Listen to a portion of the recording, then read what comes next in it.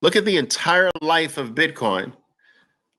And then that little baby, look at the little baby. You see the little baby? You see the little wick up there? That's what they're worried about. Oh my God, it's over for a bit. It's over for Bitcoin, Oliver. We've got a bail ship. It's over. And you get the real scared ones. But Oliver, it's crashing. It's crashing, Oliver.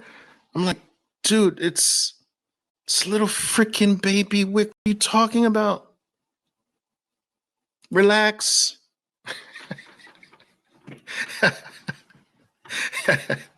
Relax, dude. Look at it. That's the whole life of Bitcoin. Relax. All right. It's crazy. Now, here's another way that I want to teach you to ignore noise, because you gotta be able to ignore the noise to make this generationally count for you. One of the ways is just to measure Bitcoin over major events, nothing in between. So I want you to major events here, right? Take a look at this. Remember the FTX collapse? Bitcoin collapsed. It broke below levels that people thought it would never break or whatever. That kind of market. So the FTX collapse is over here around 15,000 and change. Far left-hand dot, right? What was the next major event? BlackRock files for an ETF. OMG. We go from 15,000. That next event happened at 25,000. Now, there was a lot of noise between 15 and 25,000. I know a lot of people Bitcoin between 15 and 25,000. You know who I'm talking about. But look at the jump, 15 to 20. Now, what was the next major thing? SEC approves Bitcoin. That's 45,000. What's the next big event? That's Saturday, the halving, where it's 63. Now, if you look at that chart, is there anything about it? I will wait. Is there anything volatile about that? I don't see volatility. You see volatility? I don't see volatility. I see nothing dangerous. I see nothing risky there. I can straight line up every major event. Here's another way is, remember I told you, you look at the halving dates every 4 years. Now, $12 first halving, 653 second halving, 8,568 third halving, 63,000 fourth halving. Look at that chart. Stare at it. Is there anything volatile there? No. Do you see anything risky there? No. Is there anything uncertain? No. What's certain is that every 4 years, the price at the next halving is exponentially higher than the past one. That's what's certain. That's what you see. And so you've got to get into this habit, people, of stepping back and ignoring the noise. You can't do that with this asset.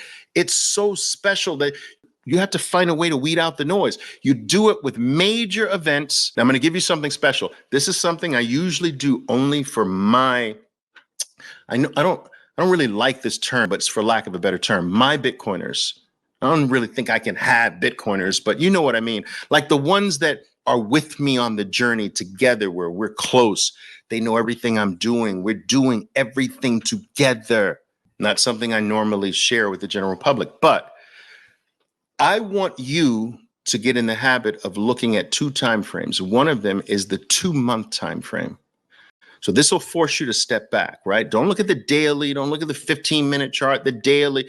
Look at this 2-month time frame. Now, I want you to note how there's a space between these 2 moving averages. This is the entire life of Bitcoin. The generational accumulation zones exist between those 2 moving averages. If you go back each time, you can see in the year 2000, imagine the yellow starting a little further back. You can see there's a little slip in between in 2015, 14, a little slip in between the 2.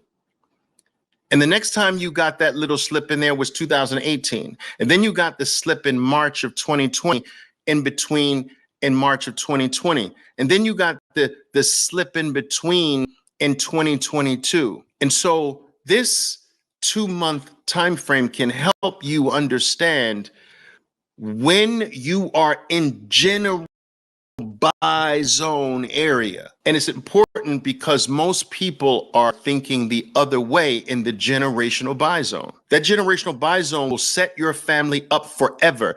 The kids of your kids of your kids will remember your name if you take advantage of that space in between these two moving averages. Do you understand what I'm saying, people? Do you understand that Bitcoin is maths? That 1 + 1 will always equal 2. Do you understand that Bitcoin is not in the hands of any human being, so no one can change that? No one can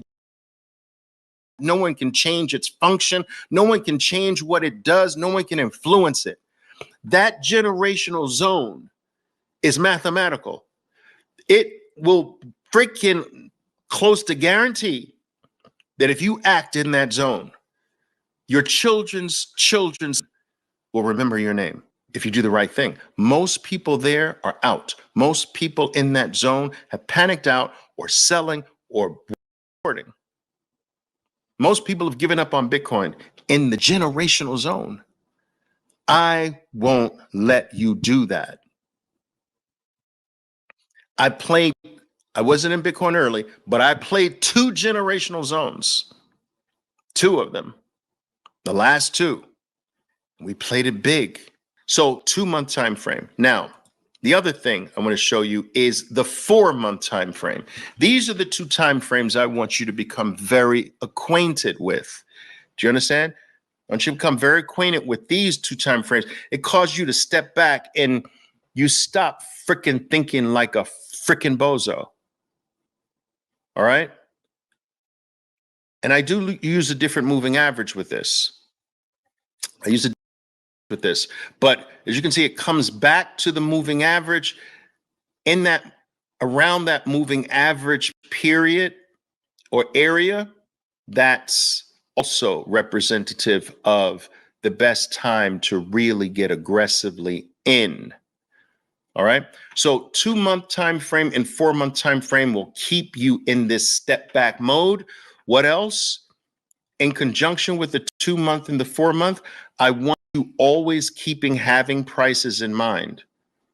That nothing else really matters in between these having prices. All right. And major events. All right. You start to freak out a little bit. Just say, well, when was the last major event? Shoot, that was 30,000 points away. Okay. And major events measure price between don't take little minor events, major events, measure the prices, keep yourself aware of the prices of each halving date. They're guaranteed to go up forever. 2-month time frame and 4-month time frame should keep you sufficiently zoomed out so you're not fooled by the noise, guys.